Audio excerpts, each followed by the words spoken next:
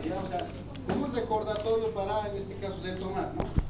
Aquí tenemos, miren, las citoquinas, quimiosinas, factor de crecimiento, interferón gamma, que hemos dicho que se liberan frente a un proceso inflamatorio inicial, ¿no? Proteínas de fase aguda, ¿no? Como pentraxinas, colectinas, picolinas, ¿no? ¿A qué se llaman proteínas de fase aguda? Cuando en este caso se produce una infección o una inflamación, el hígado empieza a producir proteínas, ¿no?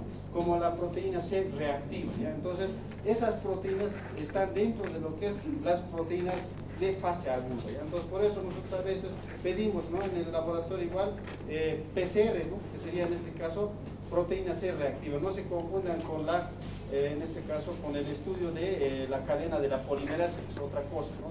Proteína C nomás, por ejemplo, que colocamos, es un reactante de fase aguda, ¿ya?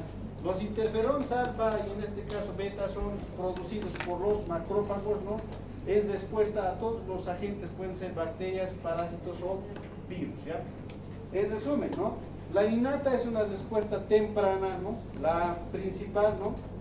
La que da inicio a todo el proceso inflamatorio, inmunitario, ¿no?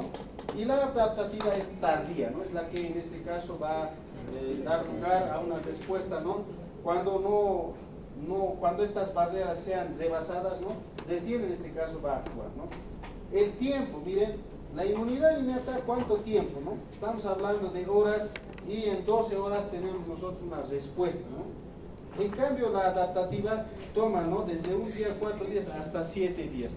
¿Qué quiere decir eso? Miren que, por ejemplo, los anticuerpos se van a empezar a formar a partir del día 6-7. Estamos diciendo que, por eso un niño, ¿no?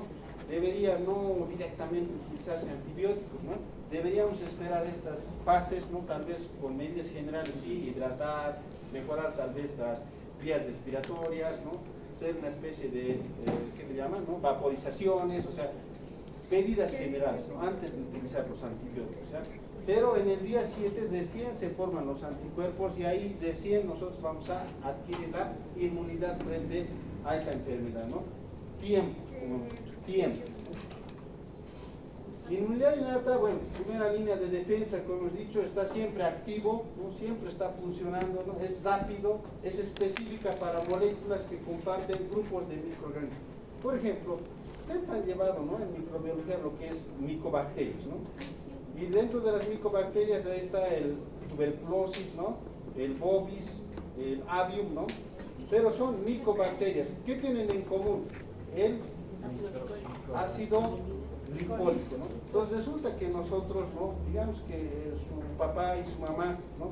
Han, en este caso de manera genética, ¿no? Tienen, ¿no? La información del ácido glicólico, ¿no? Le transmiten esto a su generación, ¿no? En este caso a sus hijos, ¿no? Y resulta que ellos van a adquirir inmunidad. Cuando uno de sus descendientes sea contagiado por el Mycobacterium, va a ser reconocido de manera inmediata, puede ser avium, puede ser inmediata y lo van a destruir.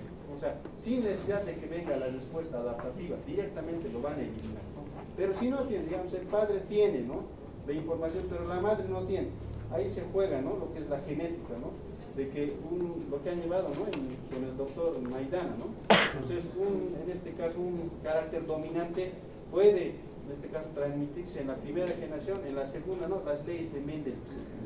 Entonces, esa es la probabilidad de que un hermano, por ejemplo, hay 4 hermanos, ¿no? De los cuales 3 no enferman, pero 1 enferma. Entonces, ahí se juega, por eso hace un momento les hablaba a sus compañeros, decía inmunogenética, ¿no? Porque aunque no crean, estás relacionado con eso. Estás relacionado, ¿ya? Entonces, específica para grupos, pero vamos a ver, ahí vamos a hablar del PAM, del DAM, que les decía que a sus compañeros igual están relacionados con la genética, ¿ya? Barreras físicas como la unión intercelular, el vacío ciliar, o sea, el hecho de que nosotros tengamos cilios en las vías respiratorias no es un accidente, ¿no?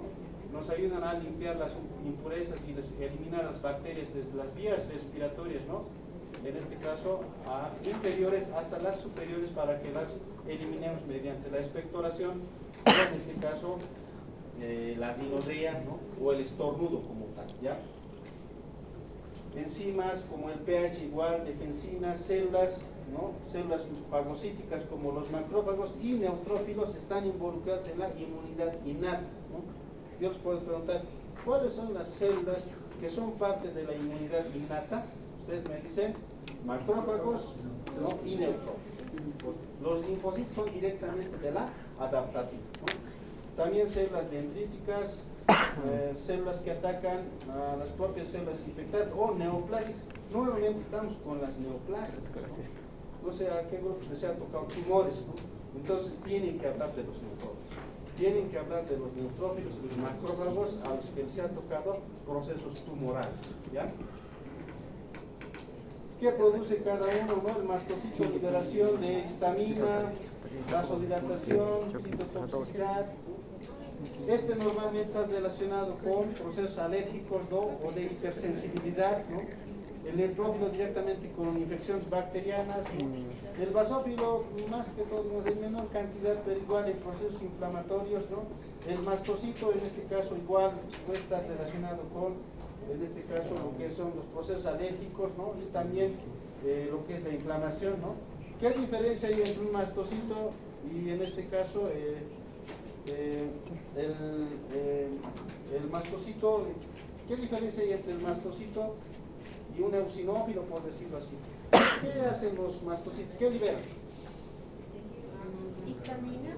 Histamina, ¿no? ¿Dónde normalmente están? En los tejidos, ¿ya? En los tejidos, ellos no están en la sangre, están en los tejidos. En el intersticio ahí están, no están en el torrente circulatorio los mastocitos, ¿ya? En cambio estos sí están en el torrente circulatorio, ¿no? En cambio este no, está en el tejido intersticial, pongamos, ¿no? De todos los órganos, ¿ya? Esa es la diferencia. Sistema del complemento, la citoquina es parte de la inmunidad innata igual, un resumen, ¿no? Primera respuesta ante los microorganismos: impiden, controlan y eliminan, ¿no? Son las funciones de la inmunidad innata. Eliminan células dañadas, reconocen moléculas secretadas por células, inicia. Esta función está relacionada con el cáncer, ¿ya? Porque dice, ¿no? Elimina células dañadas. Si una célula sufre lesión del DNA, ¿no? Que es el origen de una célula cancerígena, ¿no? Tendría que ser eliminado por un neutrófilo y por un macrófago, tendría que ser eliminado, pero no es eliminado. Y es lo que me tienen que responder las personas que les ha tocado algún proceso cancerígeno. ¿Por qué los neutrófilos no han eliminado a esta célula dañada? O los macrófagos, ¿por qué no lo han eliminado? ¿Qué es lo que ha pasado? Eso tienen que investigar, ¿ya? Estimula la respuesta adaptativa, dice, ¿no? Parte más antigua del sistema inmunitario, comparte componentes. Miren, algunas características inmunológicas nosotros hasta las compartimos con la mosca de la fruta. O sea, ellos tienen mismos patrones que nosotros tenemos. O sea, es como si nosotros de verdad, ¿no? Ese proceso de evolución, ¿no? Desde lo que sean ahora todas las especies, ¿no? Es como si todos tuvieran algo común, un origen común, toditos. Estamos hablando hasta de insectos, ¿no? O sea, recién nomás se ha descubierto eso, ¿no? Que ellos tienen unos patrones similares a los nuestros, ¿no? Estamos hablando del ADN, como se dice, ¿no? Y eso ahorita nos vuelve medio locos, ¿no? Porque es como decir que la abeja es nuestro pariente, ¿no? Hablando evolutivamente, ¿no? Pero y está confirmado, o sea, eso es una investigación que está confirmada, ¿ya? Defensinas, antibacterianas y receptores TOL. Aquí vamos a empezar nuestro dolor de cabeza, ¿ya? Que reconocen microorganismos. O sea, los receptores TOL están en los neutrófilos, ¿no? Y vamos a ver, pues, qué son los receptores TOL. Y gracias a eso podemos reconocer microorganismos, ¿ya? Reconoce moléculas de microorganismos patógenos. Estas moléculas son patrones moleculares asociados a microorganismos patógenos como los PAM. ¿Ya? Vamos a empezar a entender cómo los neutrófilos empiezan a reconocer a células extrañas, ¿ya? Pueden reconocer ácidos nucleicos, proteínas, lípidos de la pared celular o de glúcidos de un grupo o una familia de bacterias. O sea, si todas tienen ese patrón, ellas van a actuar y lo van a destruir a todos los que tengan ese patrón, ¿no? Van a ir y van a, en este caso, atacar, ¿no? Pero reconocen como patrones. Por ejemplo, cuando hablamos de gram negativos, ¿no? ¿Qué característica tienen los gram negativos? ¿Qué tienen en común? Los gram positivos, ¿qué tienen en común? La pared no ve. Ya, ¿no? Pero, ¿qué estructura específicamente se tiene? Los lipopolisacáridos, ¿no? Imagínense, ya les he dicho, mi papá, digamos, ¿no? Tenía, en este caso, la información para reconocer al lipopolisacárido, ¿no? Mi mamá también. Entonces, yo, cuando me encuentre a un gram negativo, cualquiera que sea, lo va a destruir. Pero ya les he explicado nuevamente, si digamos, uno de ellos no tiene, o los dos no tienen, ahí estamos en problemas. Porque este gram negativo va a ser Troya en mi organismo. Pero si viéramos los patrones, ¿por qué creen que estamos aquí ahora, ustedes igual? Es por la herencia, ¿no?, genética de sus padres relacionados a la inmunidad. Si no tuviéramos estos patrones, nosotros ya hubiéramos muerto. Y se va transmitiendo de generación en generación, de sus hijos, van a seguir transmitiendo estos patrones. Ahora díganme que la inmunidad no se puede modificar, se puede modificar genéticamente. Si yo me expongo a mientras más enfermedades me expongo de niño, de adolescente, tengo buena inmunidad. Una niña igual, después se van a conocer y sus hijos van a tener una buena inmunidad. A veces para enamorar hay que fijarse en la inmunidad también, ¿ya? Entonces, si yo les pregunto, mencione ejemplos de patrones moleculares asociados a microorganismos patógenos, ustedes me dicen ácidos nucleicos de algunas bacterias, proteínas de algunas bacterias, lípidos de algunas bacterias que tienen en común, ¿ya?, de la pared celular, ¿no? Ejemplos de PAMs, ¿no?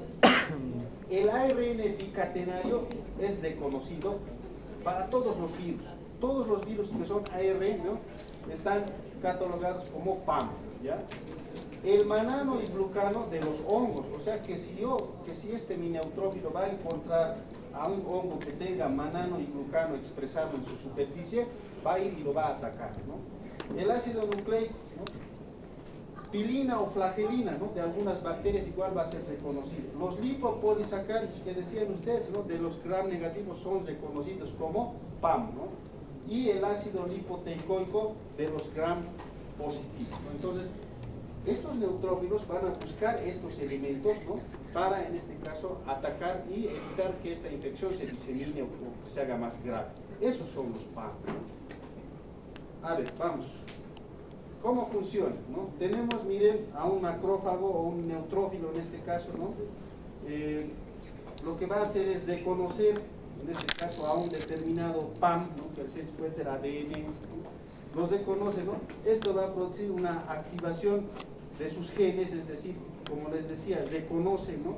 Esto va a producir una activación del DNA que va a empezar a liberar los mediadores proinflamatorios como la interleucina 1, la interleucina 6, el factor de necrosis tumoral alfa, ¿no?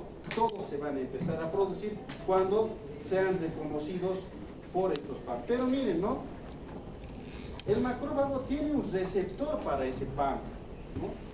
Este receptor es el que ha sido proporcionado por sus padres, ¿no? Es como si tuviera ese receptor gracias a la herencia genética de sus abuelos y todo demás. Si no tuviera esto, no reconoce eso y la respuesta, ¿no?, en este caso va a ser más grave y el paciente incluso puede morir, ¿ya? Entonces nosotros tenemos este receptor gracias a sus progenitores comunes. Entonces, vamos a aclarar el panorama, ¿no? Se produce la lisis de la bacteria, de la célula presentadora de antígeno, ¿no? Estos antígenos, a su vez, ¿no?, que están libres, ¿no?, destruidos, ¿no?, van a unirse a un receptor del PAM, ¿no?, para producir la activación del neutrófilo para que este produce interleucina 1, la lluvia de citoquinas que hemos visto, ¿no? Entonces estamos viendo paso a paso cómo es que se defiende nuestro organismo, ¿no? Pero no hay solamente los PAM, ¿no? Hay otros que se denominan patrones moleculares asociados a lesión. Esos son los DAM, asociados a daño o lesión, así se llama. Reconocimiento de sustancias producidas por células lesionadas, ¿no? ¿Cuáles son esos patrones? Infecciones, toxinas, traumatismos, quemaduras, lesiones, producen lesiones celulares y esto produce liberación del DAM. A ver, por ejemplo, si yo por alguna razón me tropiezo, ¿no?, y me golpeo aquí mi rodilla, ¿no?, va a pasar un periodo de tiempo y se va a hacer una inflamación, ¿no? Entonces, y no solamente la inflamación, ¿no?, se va a un aumento de volumen, enrojecimiento, dolor, todo eso, ¿no? Entonces, ¿qué es lo que ha pasado en esto, no? Es patrones moleculares asociados a daño o lesión, ¿no? como dice aquí, ¿no? Traumatismos, toxinas, infecciones, quemaduras, ¿no? Las células que mueren por apoptosis no liberan DAM. Y aquí está, en cierto modo, la explicación de los que van a ser tumores, todo lo demás, ¿no? Dice, las células que mueren por apoptosis no liberan DAM. O sea, si no liberan DAM, entonces no se produce una reacción inflamatoria. Por ejemplo, ¿qué procesos de apoptosis nosotros conocemos? ¿Sabían que nosotros cuando estamos en etapas de desarrollo tenemos aquí unas membranas interdigitales, ¿no? Como los patitos? Tenemos, ¿no? Por un proceso de apoptosis esto va desapareciendo, ¿no? Y se forman, ¿no? En este caso los pliegues interdigitales, ¿no? Cuando el útero empieza, bueno, se produce el embarazo y después del parto empieza a involucionar, ¿no? ¿Qué creen que está pasando? Esa involución es apoptosis. Si bien en este caso era de este tamaño, ¿no? Empieza a volverse, ¿no? Del tamaño que normalmente era, ¿no? Por un proceso de apoptosis igual, ¿no? Entonces, cuando se produce la apoptosis no se produce modificación o proceso inflamatorio, pero, ¿no? Cuando la muerte en este caso no es por apoptosis sino por daño, empiezan a producirse estos DAM que estamos mencionando, ¿no? Las células sanas liberan alarminas, ¿sí? Receptores para el reconocimiento del patrón, o sea, PAM y DAM son aceptados y reconocidos por macrófagos, neutrófilos, células dendríticas y nada más. O sea, ¿quiénes van a hacer? No hay linfocitos, por si acaso. Seguimos en los neutrófilos y macrófagos, no hemos pasado. Los linfocitos son otra cosa, eso va a ser después, ¿no? Estos tienen un receptor que se llama receptores para el reconocimiento del patrón. Esto que hemos visto hace rato. Estos receptores, ¿no? Receptores de reconocimiento del patrón, ¿no? Los receptores están genéticamente codificados para reconocer PAMs y DAMs, ¿no? El sistema innato no reacciona frente a células sanas o proteínas reguladoras. O sea, esos receptores no se van a activar frente a células que hayan en este caso en nuestro organismo, que estén normal, sin sufrir ningún daño. Por eso ahí viene la pregunta, si las células cancerígenas sufren daños en su DNA, ¿por qué no son reconocidos por los macrófagos y los neutrófilos? Eso es lo que me tienen que responder ustedes. ¿Por qué? Características, ¿no? Especificidad del PAM y DAM, ubicación, membrana plasmática, membrana endosomal. O sea, estos receptores los vamos a encontrar tanto en la superficie del neutrófilo como también dentro, a nivel intranuclear, ¿no?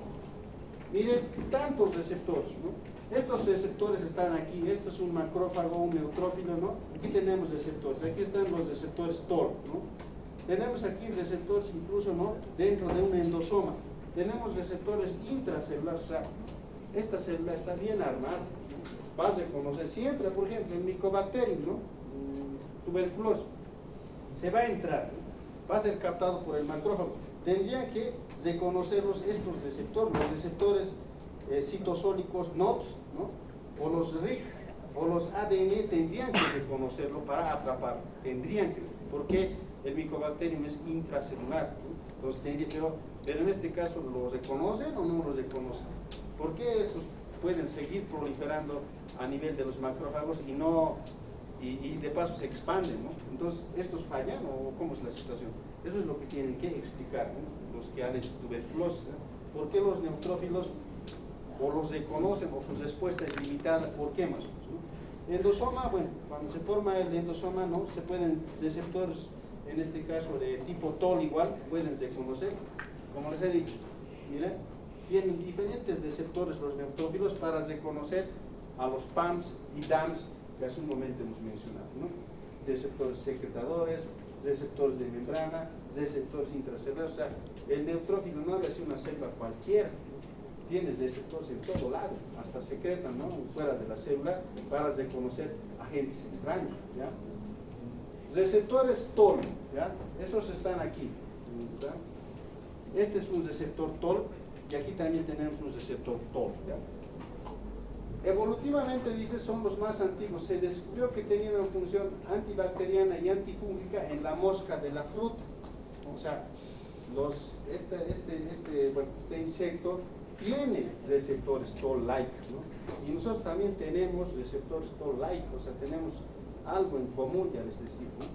Existen 9 genes que codifican 9 receptores tipo toll, cada uno reconoce un patrón distinto, ¿no? Aquí están los 9 receptores toll, 1, 2, 3, 4, 5, 6, 7, 8, 9, expresados ya sea en la superficie o en este caso a nivel del endosoma, ¿no? O sea, y vas a reconocer, ¿no? Por ejemplo, a ver, aquí se conocen lipopéptidos bacterianos, aquí peptidoglucanos bacterianos, lipopolisacárido, aquí flagelina, aquí lipopéptidos, o sea, todos los que tengan eso van a ser reconocidos por estos receptores, ¿no? Aquí miren ARN monocatenario, bicatenario, ¿no? Hasta el ADN, ¿no? Pueden reconocer, o sea, de una bacteria en común, de una familia de bacterias en común, ¿ya? Receptores de tipo toll solo los vamos a nombrar, ¿no? Exterior, interior, membrana celular y membranas endosomales. ¿Quiénes están en membrana celular y endosomal, ¿no? Receptores en este caso, ¿no? ¿Qué se conoce cada uno? El toll, por ejemplo, 2 peptidoglucano, el toll 5 flagelina, ¿no? Igual seguimos con los receptores. Para su correcta función, dice, ¿no? Se necesita la proteína UNS 938. Y esto es un dato interesante, ¿eh? Su deficiencia aumenta la susceptibilidad a infecciones víricas como el virus herpes simple. A ver, cuando una persona está estresada, ¿no? Le sale ahí como una especie de ampollita, ¿no? En su labio, ¿no? Y se empiezan a tocar y se agranda más. Incluso otra ampollita más chiquita, se estresan más les sale, ¿no? O sea, y algunos incluso le colocan ahí violeta de genciana, cuando no es lo correcto, ¿no? O sea, la violeta de genciana no es antiviral, ¿no? Porque lo que tiene es herpes labial, ¿no? Entonces, las personas que tienen deficiencia de esta proteína UNC 938 desarrollan virus del herpes simple de manera repetitiva. Entonces, y esto es una proteína ADN, ¿no? Receptores toll, ¿no? Endosomales. Ahí viene su importancia de la proteína que os mencioné, ¿ya? No vamos a entrar en detalles, un poco más complejo. Estimulan la secreción del interferón tipo 1, alfa o beta. Van a investigar, por curiosidad, las funciones del interferón, ¿ya? El interferón es muy importante en la respuesta inflamatoria, amplifica, ¿no? Pero al final igual llegamos, ¿no? En este caso a la unión de los receptores toll con los PAM, ¿no? Y estos van a producir la secreción del interferón, ¿ya? Receptores no igual, pero es para otro tipo de caspasas. Esto, por ejemplo, está relacionado con las opsoninas, en este caso el proceso de apoptosis también. No vamos a entrar en detalles, es bastante complejo. Miren esto. ¿Han escuchado hablar de la enfermedad de Crohn? Dice, ¿no? Igual de infecciones por Helicobacter pylori, ¿no? El NOD2, dice, ¿no? De los receptores que hemos visto, se encuentran en gran proporción en las células de Paneth a nivel intestinal. Las células de Paneth igual son células de defensa, ¿no? Estimulando la expresión de las defensinas, dando respuesta al Helicobacter pylori y a la Listeria monocitógenes, ¿no? Entonces, es decir, que gracias, ¿no? A esos receptores nosotros no contraemos infecciones por estos agentes y los tenemos ahí como comensales, ¿no? Pero si por alguna razón hubiera un daño de estos nodos, el paciente tiene predisposición a infecciones repetitivas por estos agentes, ¿no? Pueden tener polimorfismo que aumentan el riesgo para desarrollar la enfermedad de Crohn. Entonces, para entender las enfermedades de tipo autoinmunitarias como la enfermedad de Crohn y todo lo demás, tenemos que entender inmunología. ¿Y es qué parte de la inmunología? De los receptores, en este caso, de tipo NOD2, ¿no? Del neutrófilo o los macrófagos, que en el caso del tracto gastrointestinal, de la célula de Paneth. La célula de Paneth igual, una especie de macrófago, ¿no? Tisular, ¿no? No vamos a entrar en estos subtipos, interferón tipo 1, extracelular, los que hemos visto. ¿Qué hora es? ¿No? Todavía innata.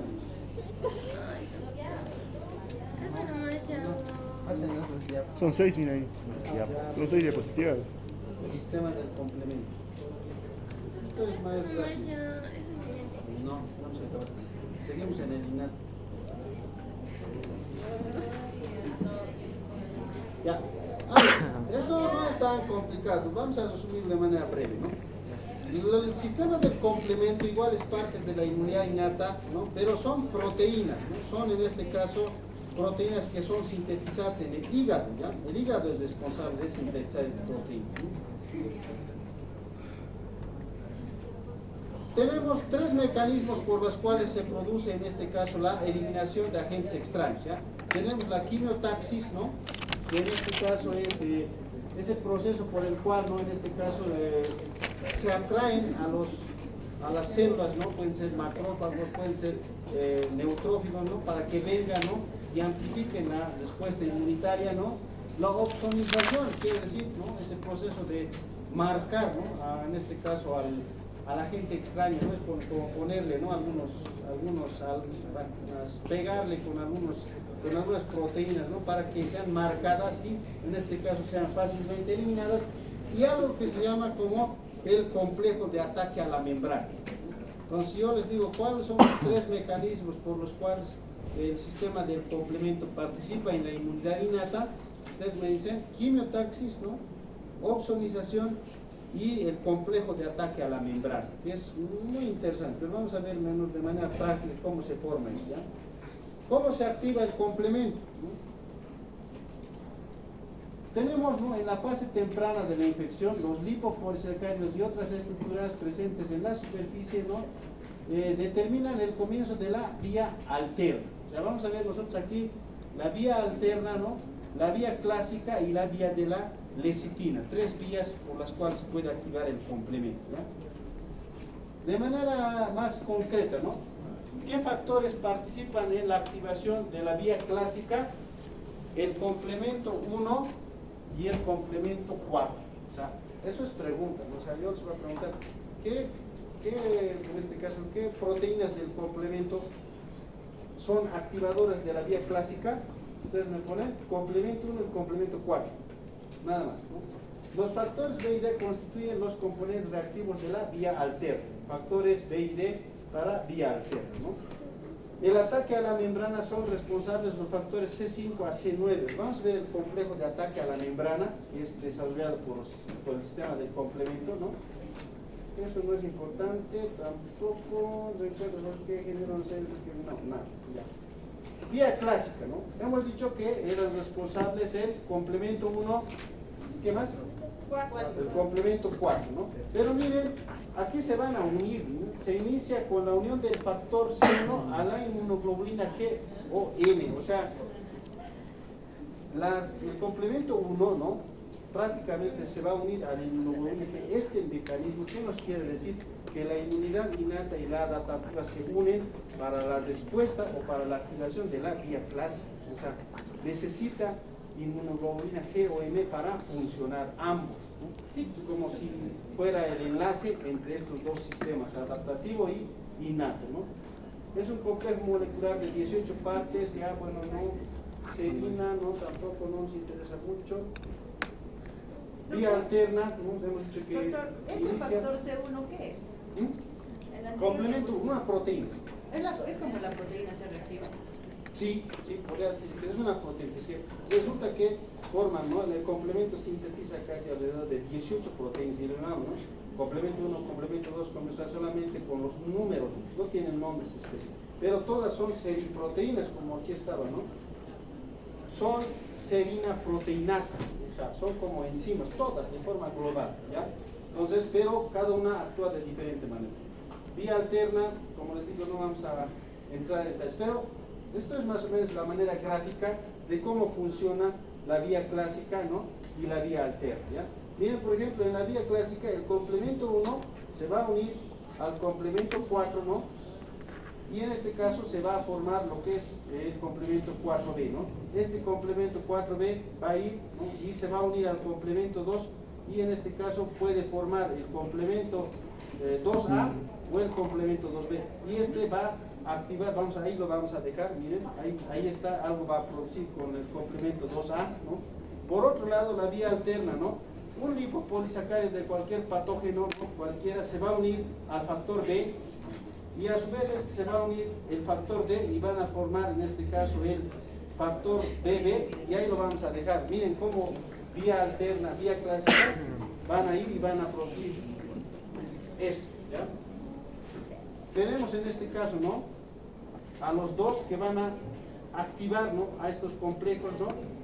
Y gracias a ellos nuevamente se va a unir al C3, C3B, toda una vía, ¿no? C3A.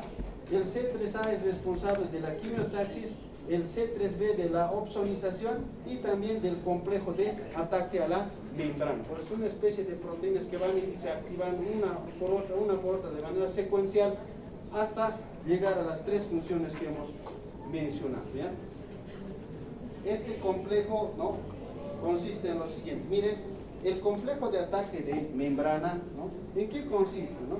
Miren, el C6, ¿no?, va a venir y se va a implantar en la membrana celular, puede ser en este caso de una bacteria, ¿ya? Va a venir el C7 y también se va a unir.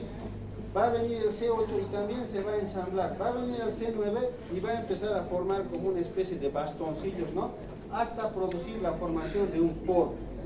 Si el poro se produce, ¿no?, va a haber alteraciones de la ósmosis, ¿no? Y en este caso, como decíamos, ¿no?, el sodio está más afuera y en este caso el potasio más adentro, ¿no? Pero resulta que como hay poros, ¿no?, se va a ingresar más el sodio, ¿no? Y si se ingresa el sodio, se va a hinchar la célula y al final como un globito se va a reventar. Entonces, ¿y quién ha producido todo este complejo de ataque a la membrana? El sistema del complemento. Entonces, esta es la manera de que actúan estas proteínas del hígado, ¿ya? Y no les resten importancia, como digo.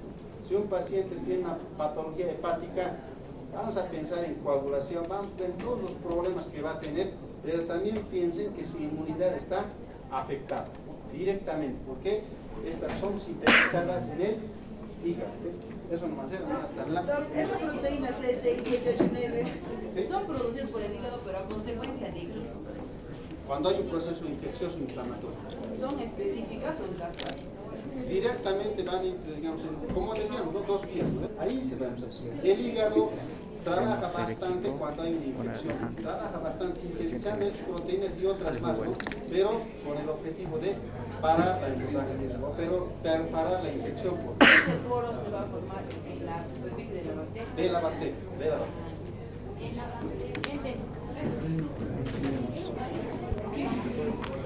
Vamos a entrar a lo que son los anticuerpos, que ya son solamente, son pocas diapositivas. Ya. A ver, los anticuerpos, ¿qué son? Son proteínas, ¿no? Se las denomina también inmunoglobulinas, ¿no?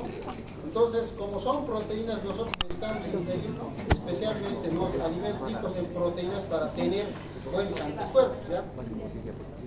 No son directamente, no producen lisis, ellos prácticamente producen la opsonización, igual como vamos a ver después, ¿ya? ¿Cuáles son los mecanismos, no? Primero, pueden producir neutralización, ¿no? En este caso, pueden formar los inmunocomplejos y pueden dar lugar a la aglutinación, ¿no? Miren, como función 3 está la opsonización, o sea, ellos no producen destrucción, solo se plegan, por decirlo así, o se pegan dentro de un agente, ¿no?, o una célula que está infectada para que los linfocitos los reconozcan y los destruyan de manera eficiente, ¿ya? ¿Cuáles son las partes de un anticuerpo, no? Utilizamos a la inmunoglobulina G para describir sus partes, ¿no? Creo que tenemos dibujos, ¿no? Si mejor si tuviéramos así, esto es, ¿ya? Ustedes tienen que conocer esta estructura, ¿ya? En la parte de la teoría está adelante, ¿no? Pero esto es lo más importante, ¿no? Cadenas, en este caso, ¿no? 4 cadenas y 2 cadenas a la vez. ¿A qué se refiere con 4 cadenas, no? Estas, ¿no? Y 2 cadenas ligeras, 2 cadenas pesadas y 2 cadenas ligeras. Estas son las cadenas ligeras, ¿no? Y estas son las cadenas pesadas, ¿no? ¿Qué tenemos que ver, no? ¿Qué cositas eran estos? Puentes, disulfuro. Muy bien, puentes disulfuro. O sea que para fabricar un anticuerpo nosotros necesitamos azufre. Es como si dijéramos así en otras palabras, ¿no? ¿En qué alimentos encontramos el azufre? Claro que es en mínima cantidad, pero imagínense, a esto quiero llegar. Nosotros necesitamos el azufre en mínima cantidad, pero cuando hay una infección, necesitamos más porque tenemos que sintetizar inmunoglobulinas. Entonces, ¿qué alimentos tienen azufre en su composición?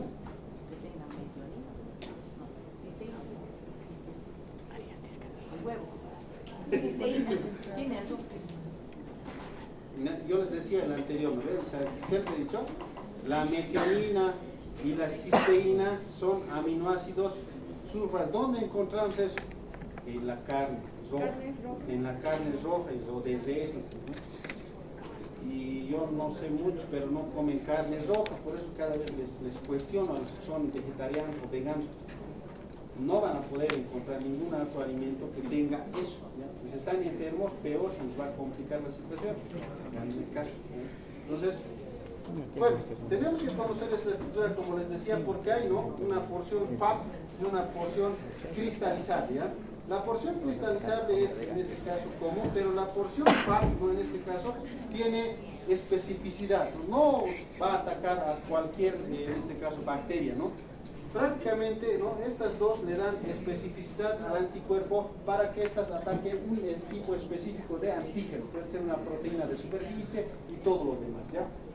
Necesitamos, ¿no? La célula plasmática es quien va a sintetizar, ¿no? Solo como ejemplo, ¿no? ¿Dónde está eso, no? De todas es la más importante, ¿no? Se encuentra presente en la sangre y en el líquido intersticial y es la que puede pasar de la madre al feto, ¿no? Esa es una característica de la inmunoglobulina G, ¿no? Aunque aquí están todas sus características, ¿no? Inmunoglobulina D en lo que son los mastocitos, la E en los responsables de las reacciones alérgicas, la G en este caso pasa de la madre al feto, ¿no? La M es la primera que se va a formar, ¿no?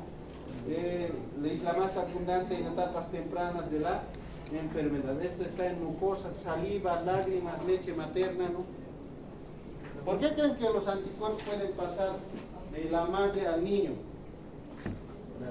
Los anticuerpos, ¿no? La inmunoglobulina A está en la leche materna, es una proteína, ¿ya? El niño succiona la leche, llega al estómago. ¿Cómo es que una proteína puede atravesar y llegar al capilar? ¿Qué no tendría que ser degradado, ¿no?, destruido en aminoácidos para después ser absorbido? ¿Por qué creen que la inmunoglobulina pasa directamente a los capilares del tracto gastrointestinal? ¿Por qué proceso? Me van a averiguar. La inmunoglobulina A, ¿cómo es que pasa sin sufrir ninguna alteración o destrucción, ¿no?, en este caso a lo que es, ¿no?, el sistema porta, por decirlo así, del recién nacido, ¿no? Por eso dicen, ¿no?, la leche materna es importante, ¿no? Creo que vamos a acabar al final. No. Sí, ya nos faltan unos 2-3 minutitos nomás. Estoy cansado. Linfocitos, ya nos hemos pasado a la inmunidad adaptativa, ¿no?, desde los anticuerpos, ¿ya?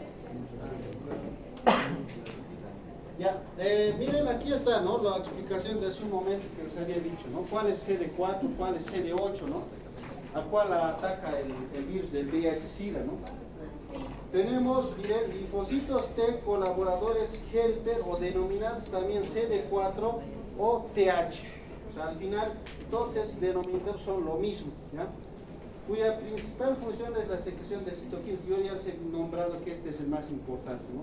Y lamentablemente el virus del SIDA lo destruye a él, al CD4 lo destruye, ¿no?, comprometiendo lo que es la respuesta de anticuerpos y la respuesta citotóxica, ¿no? O sea, es bien específica, ¿no?, el virus del VIH. Los linfocitos T citolíticos, citotóxicos o CD8, ¿no?, al final son la misma denominación, ¿no?, que presentan antígenos extraños de humana útiles en la eliminación de virus, bacterias y células neoplásicas. Nuevamente, la pregunta era por qué los neutrófilos no reconocen a las células dañadas, ¿no?, que son células neoplásicas, ¿no? Y ahora la pregunta también viene, ¿por qué los linfocitos T no pueden destruir estas células? Si no hay alguien quien las presente, los linfocitos no van a hacer nada, tienen que ser presentadas por las células presentadoras de antígeno. Para eso para la respuesta adaptativa. ¿Ya? Pero si nadie les presenta, no, van a estar circulando normal y las células van a estar creciendo igual, normal. ¿Ya? ¿Cuáles son sus fases de conocimiento, activación y fase efectora? O sea, por etapas, en este caso, van a desarrollar la respuesta inmunitaria. No vamos a entrar en detalles, igual van a revisar ustedes. ¿En qué consiste la fase de reconocimiento, no? Cuando las células presentadoras de antígenos le muestran, en este caso, ¿no? Miren, aquí está proteínas del complejo mayor de histocompatibilidad, que les he dicho que cada uno de nosotros tiene, ¿no? Se dice además que este proceso está restringido por el complejo mayor de histocompatibilidad propio, ¿no? Esto, miren, y el complejo mayor de histocompatibilidad de tipo 1 está presente en todas las células nucleadas, eso es importante. O sea, todas las células que tienen núcleo tienen el complejo mayor de histocompatibilidad de tipo 1, ¿ya? Pero el complejo mayor de histocompatibilidad de tipo 2 solo está presente en células del sistema inmune, o sea, linfocitos, macrófagos, células dendríticas. O sea, ese complejo mayor de histocompatibilidad de tipo 2 es el que se activaba cuando, en este caso, la célula presentadora de antígeno, ¿no?, le mostraba un antígeno a lo que es el linfocito T. Por eso, este solo está presente en el sistema inmune, ¿ya?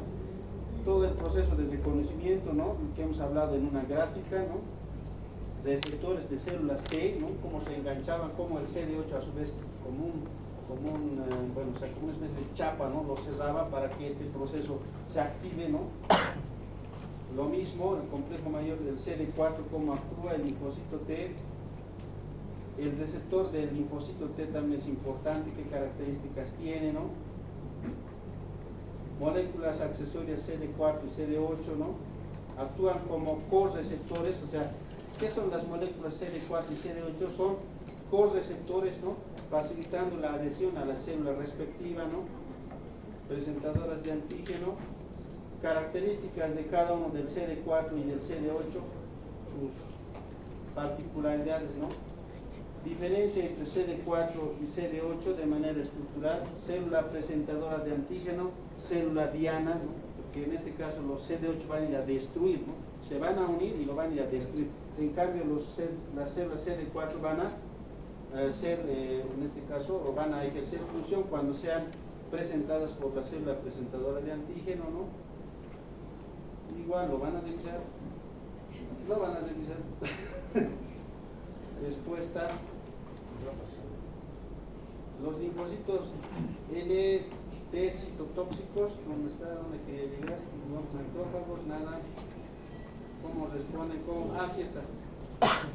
El interferón gamma. Ya les he dicho que ustedes tienen que investigar cuál es la función del interferón gamma, porque cuando un paciente tiene una respuesta inmunitaria agresiva, ¿no?, y no hay cura, no tenemos cura, nosotros le damos como tratamiento o le administramos interferón gamma.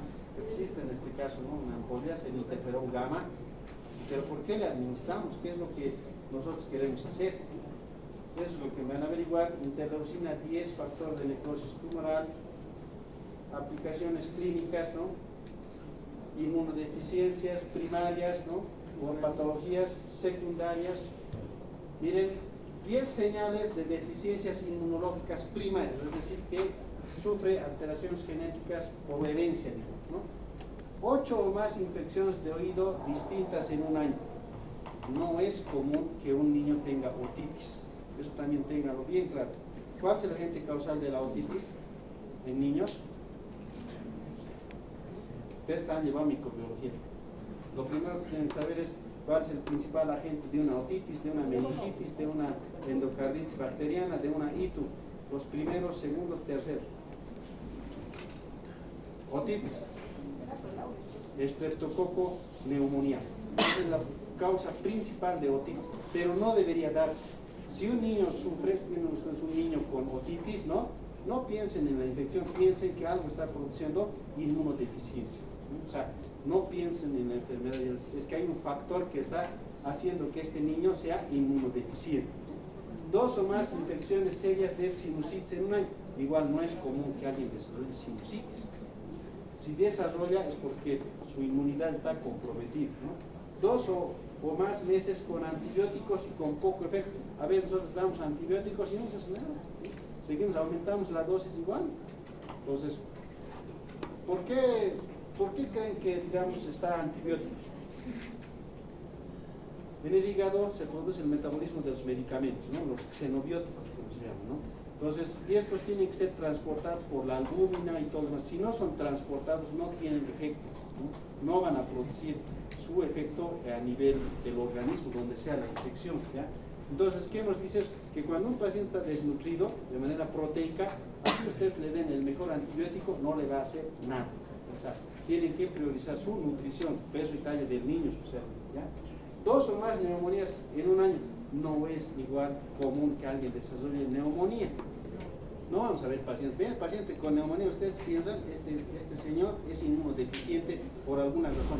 Tengo que averiguar qué es lo que está causando su inmunodeficiencia. Puede ser desnutrición, bueno, puede ser desnutrición proteica, o sea, no sé, pero busquen la causa. No se vayan a la infección, ¿ya?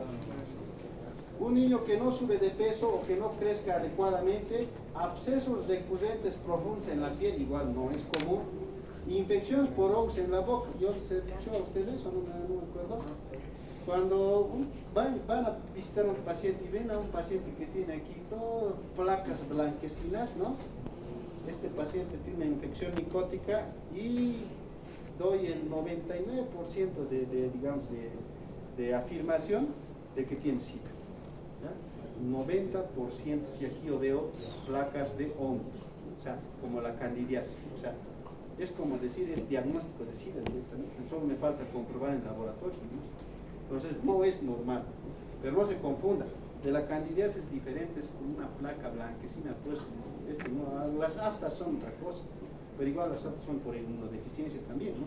Pero hay que diferenciar esas dos lesiones, ¿ya? ¿Qué necesitas? Antibióticos intravenosos para eliminar la infección. A veces dicen, no, los tratamientos orales ya no me funcionan, directamente yo me hago inyectar en vena o intramuscular. No es normal, ¿no? 2 o más infecciones graves como meningitis, osteomielitis y sepsis no desarrollan. Para que desarrolles tiene que haber una inmunodepresión directamente, ¿ya? Historia de la familia de deficiencias inmunológicas primarias. Mi mamá, igual que yo, se enfermaba, ¿no? Creo que su abuelita igual, creo que se enfermaba también. Es que esto ha venido de herencia. Ustedes cuando conocen a una persona acá le preguntan, ¿tú te enfermas repetitivamente? Entonces, pero sería bueno que pregunten.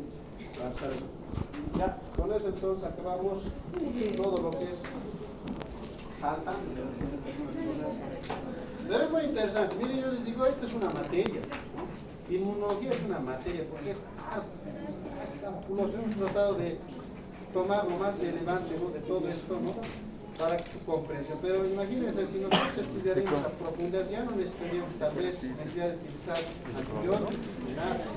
Directamente con la inmunidad podríamos recuperar nuestra salud. Lista.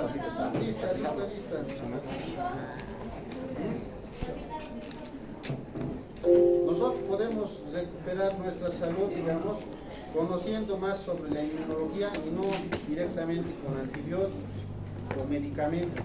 Doctor, ¿y el caso que presentó qué tenía?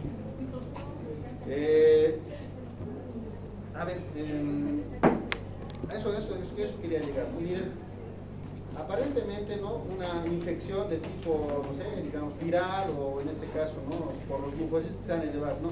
Pero en realidad era un proceso tumoral. Este niño tenía, en este caso, una patología que se denomina, ¿no?, linfoma linfoblástico, ¿no?, en este caso infantil, ¿ya? O sea, es un tipo de lesión tumoral. Pero ¿cuál ha sido el agente que ha causado esto? La intoxicación por minerales. O sea, esa ha sido la causa, ¿no? A veces los niños manipulan, o sea, por la piel se puede entrar algunos metales, ¿no?, y en este caso producir lesión justamente, ¿no?, de lo que son las células, en este caso los linfocitos, ¿no?, y estos se dañan, ¿no?, su ADN, como les decía, y empiezan a proliferar. Estos van a destruir todos los componentes de la médula ósea, o sea, glóbulos rojos, plaquetas. Por eso tenía anemia y por eso también tenía plaquetopenia. O sea, estos linfocitos no son linfocitos que van a reconocer patrones, ¿no? ellos van a ir y van a destruir todo, o sea, son como células ya que prefieren eliminar, ¿no? Para alimentarse y crecer más, a defender, ya no defienden, directamente van a destruir. Es lo que